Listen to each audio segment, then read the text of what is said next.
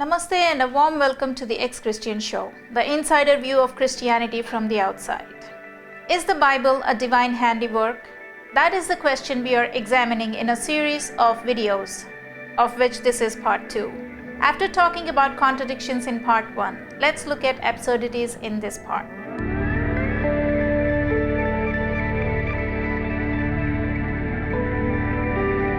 As I mentioned, the goal of these videos is to show that the Bible could not have been the work of a being that has the capacity to command the universe into existence. So what is it that critics are referring to when they say the Bible has absurdities? For that, let's look at the definition of absurdity. Cambridge Dictionary defines absurdity as the quality of being stupid and unreasonable. Oxford defines it as something that is wildly unreasonable. With those definitions in mind, let's see if the verses that I point out in this video can be categorized as absurdities. The Bible contains two categories of absurdities, moral and theological. We'll look at moral absurdities first. Given the claims that the Christian God is an intelligent, holy, and righteous God, Christians have an embarrassing task of rationalizing the absurd morality contained in their holy book. Christians argue that it was the people in the Bible that were engaged in such acts and not the God of the Bible. They contend the God of the Bible always tried to discipline them. But in this video, I'm going to point out only those absurdities that Yahweh is directly engaged in. Take for instance slavery and genocide. These are two of the many types of ills that Yahweh condones and orders, respectively. They are enough to prove that the Bible could not have come from a being that is alleged to be the author of morality. Yes, that is what Christianity claims, that the Christian God wrote the moral code on the hearts of all men. They assert, if not for Christianity, its God and its scripture, the world would have been reeling in immorality. The truth is quite the contrary. How can a loving God, who is alleged to have created all races equally in his own image, condone enslavement and mandate genocide of one race at the hands of another? Such verses can only go forth from corrupted human minds. Even though majority of Christians ignores and refuses to acknowledge these verses, most rationalizing Christians cite them as one of their big reasons to quit Christianity. The Judeo-Christian Bible is the birthplace of holy wars and Judaism, the progenitor of holy carnage. While there's no way of knowing if the ancient Jews had indeed carried out genocide in real-time history, given the unverifiability of the slaughtering events that they credited to themselves, their Torah undoubtedly suggests they did. That is why Judaism has to bear the ignominy of being the forerunner of holy wars. But then comes Christianity, that shaped itself on those biblical teachings and indeed acted upon them, carrying out centuries of carnage, annihilating indigenous cultures. The first example of moral absurdity that I want to present is found in the very first book of the Bible, in Genesis chapter 7 verses 22 and 23. Here, the God of the Old Testament drowns every child on the planet in a flood. For those of you who are not familiar with the biblical flood story, it goes something like this. An intelligent designer of the universe created man and thought he did a perfect job and declared it all to be good. But he soon saw that things went beyond his control, and he thought that the only way he could repair the world was by drowning everybody and everything that he had made, including plants and animals, infants, toddlers, and children, and even the unborn ones in the wombs of their mothers. The only people that this flood, they went back to doing the same things again. Perhaps the Bible is the only place where infants and unborn fetuses are declared to be evil and worthy of death by drowning. Such goriness could not have come from the minds of a merciful being. But for the Christian God to be absolved of such ghastly act, Christians would have to accept that this was a work of humans who did not know how to make sense of a devastating local flood that drowned everything and everybody right in front of their eyes. The flood story has more than just moral and theological absurdities. For starters, it has no rational or orderly relationship to general science. The next example is an indicator of insanity and is found in Exodus chapter 10 verses 1 and 2. This text reads, "Then the Lord said to Moses, 'Go to Pharaoh, for I have hardened his heart and the heart of his servants, that I might show these signs of mine before him, in order that you may tell in the hearing of your son and of your son's son what things I have done in Egypt, and my signs which I have done among them, that you may know that I am the Lord.'" Here, Yahweh first hardens the Egyptian Pharaoh's heart and then deliberately prohibits him from releasing the Israelites from 400-year captivity. He then punishes all of Egypt for Pharaoh's resistance to letting them go. And what was the punishment? It was that of killing all Egyptian firstborns and inflicting 9 back-to-back plagues, which affected everyone in that region. In another text, Yahweh admits that he did all of this so that Israel would have stories to tell their grandchildren. I will leave it to you to analyze how sadistic that act is, presuming for argument's sake it indeed happened in real-time history. The next example is of teachings that can only emanate out of misogynistic and racist minds and not from a just being who created all beings equally in his own image. Exodus chapter 21 has detailed instructions about how to treat slaves. Exodus 21 is a chapter that can bring the most devout Christian to a point of at least a momentary doubt as to the origins of the biblical teachings. Another hideousness about this passage is that in verses 7 to 11, the word servant is used interchangeably for a wife, making it sound like a concubine or a sex slave. Apologists argue that slaves were treated like employees in the Israelite society and not as property to be mistreated. But how do they explain the verses that say, "Anyone who beats their male or female slaves with a rod must be punished if the slave dies as a direct result. They are not to be punished if the slave recovers after a day or two, since the slave is their property."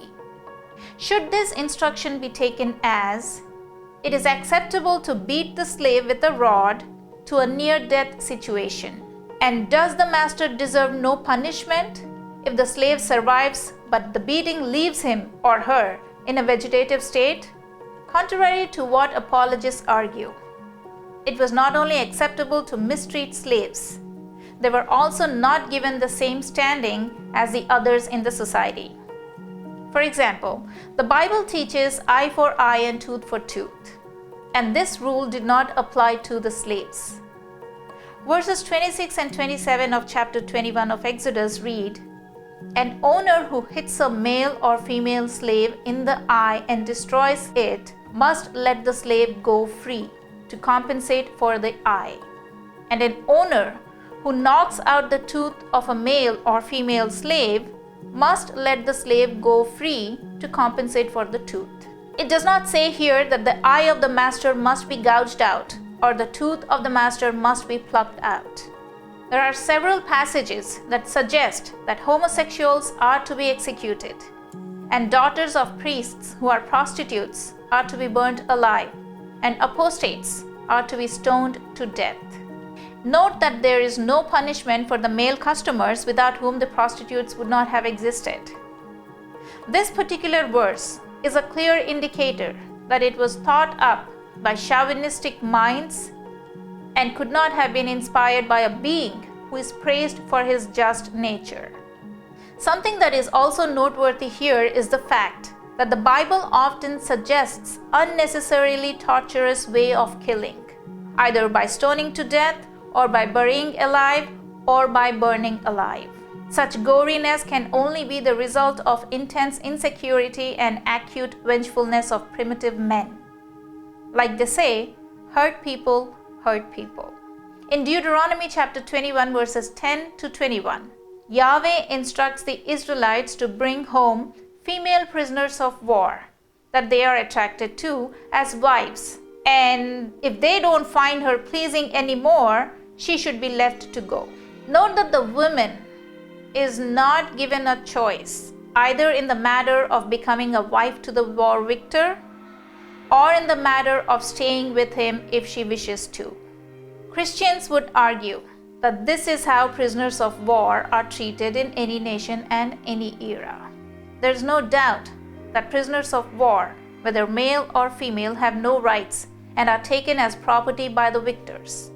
That explanation makes sense if the instruction is considered to have come from human leaders and not if it is claimed to have come from a divine being. A just and loving God would have instructed to treat female prisoners of war with respect, or at least give the woman the choice between going with the victor as his wife and not going. Let me point out a few other verses as examples for theological absurdity. The phrase is the name given to situations which portray Yahweh as human. Genesis chapter 6 verse 6 says, "The Lord regretted that he made human beings on the earth, and his heart was deeply troubled."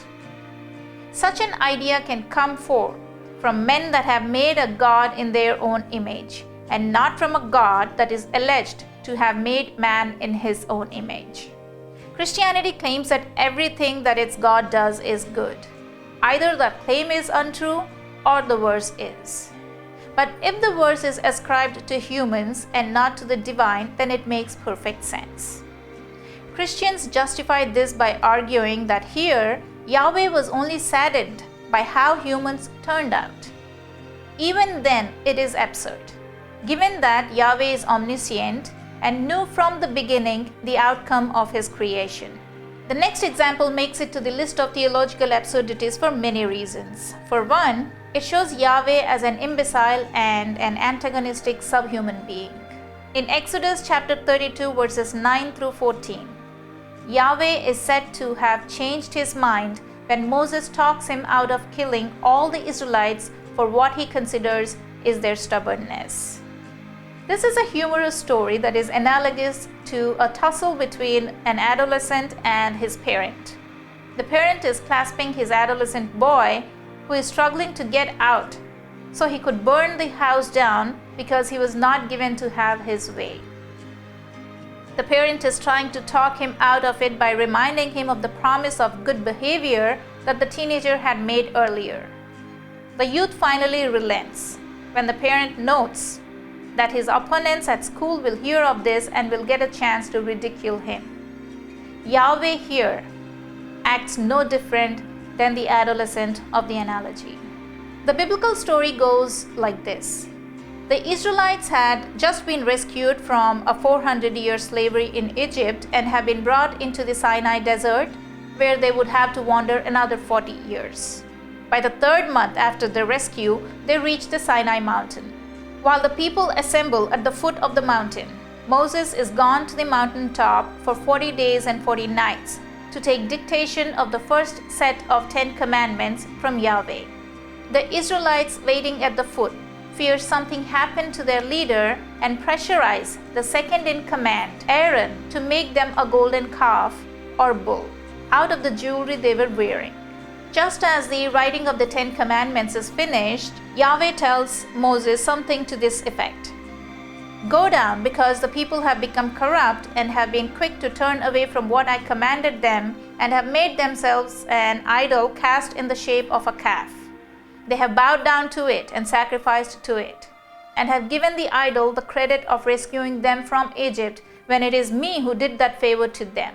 He also adds, "I have seen these people, and they are a stiff-necked people.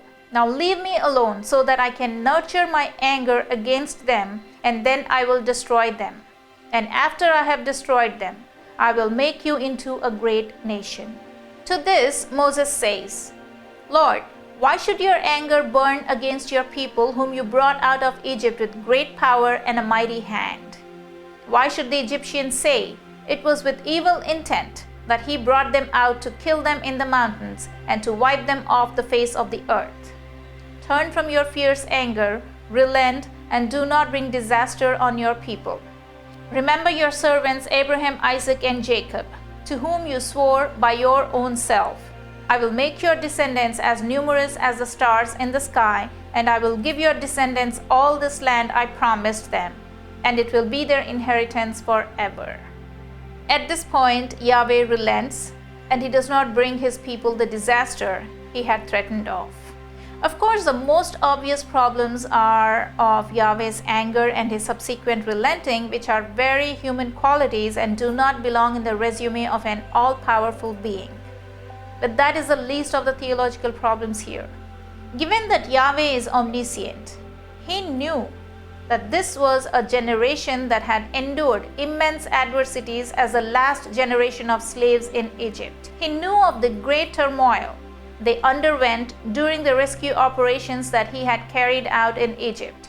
3 months later, here they were, clueless about what had happened to their leader who vanished without a trace for 40 days. Yahweh knew their worry was only natural, having witnessed only uncertainties and hardships all their lives. In addition, resorting to the worshipping of other gods in the event of feeling failed by their Kuladevata was the most common practice in the ancient Near East in those times, because they believed that all gods belonged to the same pantheon.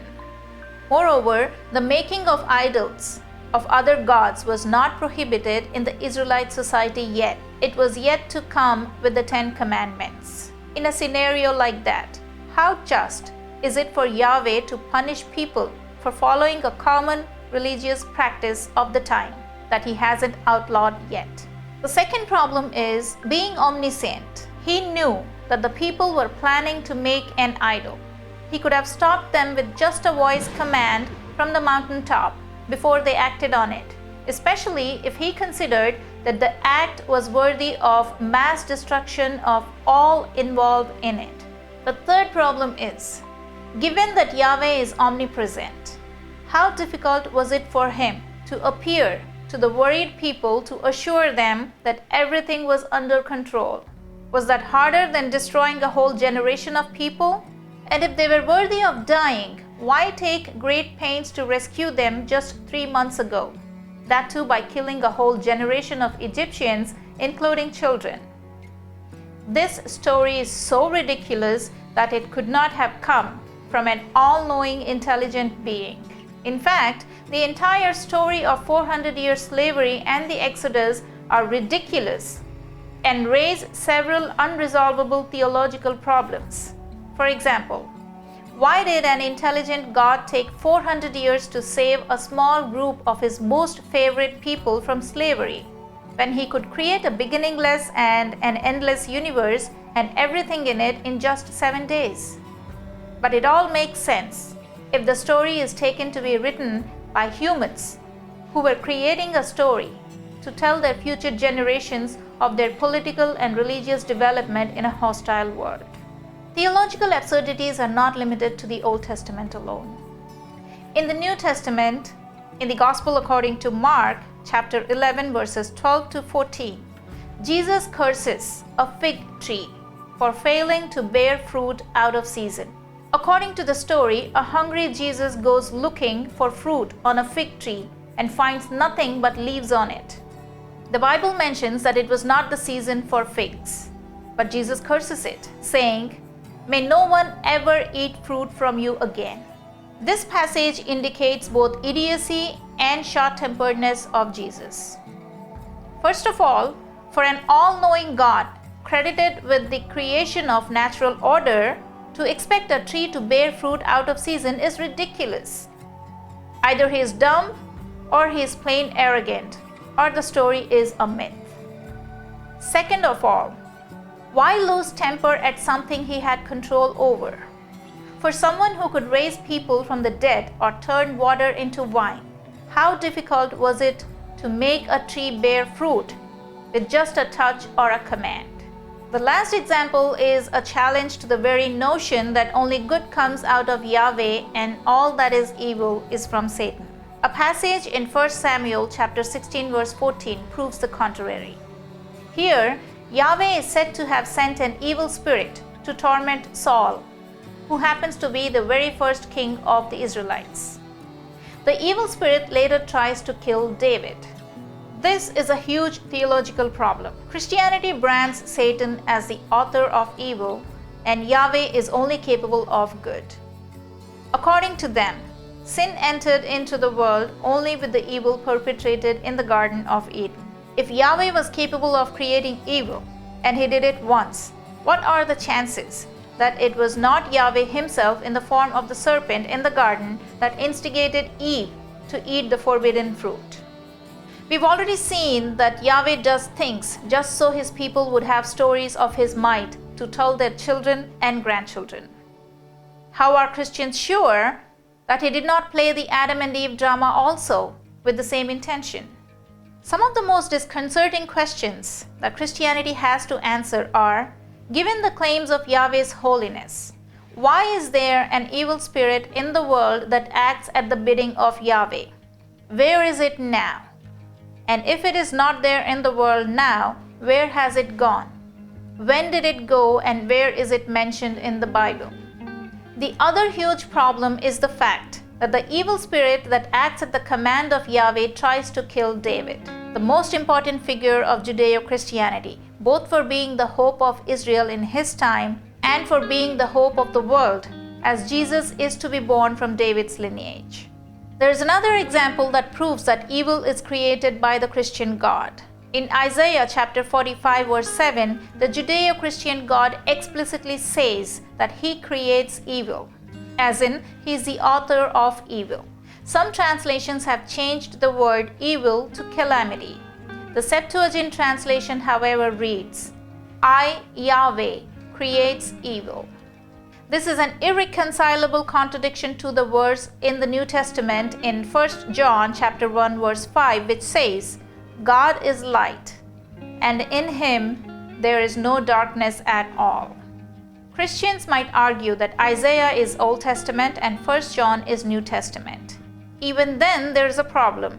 They claim that the God of the New Testament is the same as the God of the Old Testament.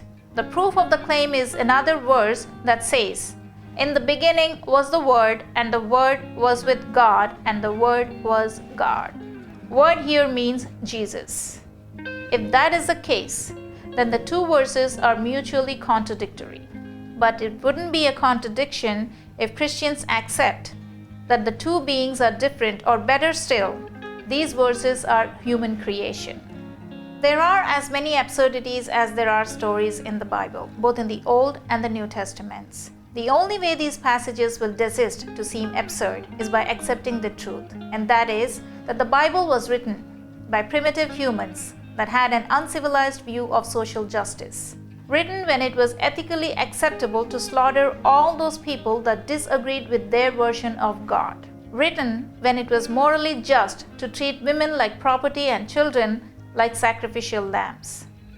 And most of these events that they were writing were mythical in nature. As long as Christians resist accepting this truth, criticism of the Bible will continue. Thank you for watching. I'll see you in the next part. Until then, Namaste.